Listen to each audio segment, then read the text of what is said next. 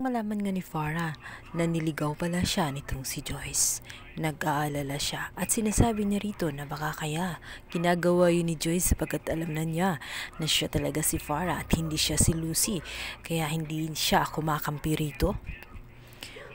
Samantala, bigla niyang naalala nung minsan nga niyang sundan itong si Lucy at si Darius.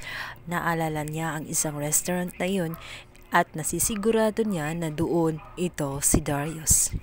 At si Darius kung bakit siya na-late, samantalang sa pagkakaalam niya ay alam na alam ni Lucy ang lugar na iyon at hindi pa ni minsan na nakalimutan niya ito dahil sa tuwing nagkakaroon ng anibersaryo ay siya agad ang nagpapaalala dito kay Darius. Ngunit sa mga pagkakataong iyon ay wala siya at tela ba ligaw pa siya. Subalit dahil sa likas na sinungaling itong si Farah, agad naman siyang nag-alibay na may pinuntahan lang siyang kaibigan kaya siya na late. Ngunit talagang hindi maiiwasang mabibisto na nga itong si Farah dahil nang mag-order na sila ng pagkain. Hindi niya alam ang kanyang o-orderin. Sinabi ni Darius sa kanya na ganun pa rin ang kanyang ono-order na pagkain as usual.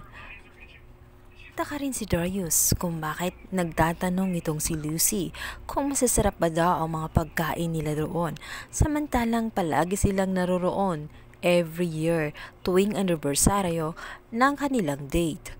Katakatakang hindi niya alam kung ano ang lasa ng mga pagkain. Sabi pa ni Darius na 9 years na nilang ginagawa ang mga bagay na iyon. Nasa sa kanya na raw kung yun pa ring pagkain ang kanyang o-orderin. Dahil feeling safe naman itong si Farah, ang-ayon na lamang siya sa sinabi nitong si Darius na same food pa rin ang kanyang kakainin nang hindi nga siya tuluyang mabisto.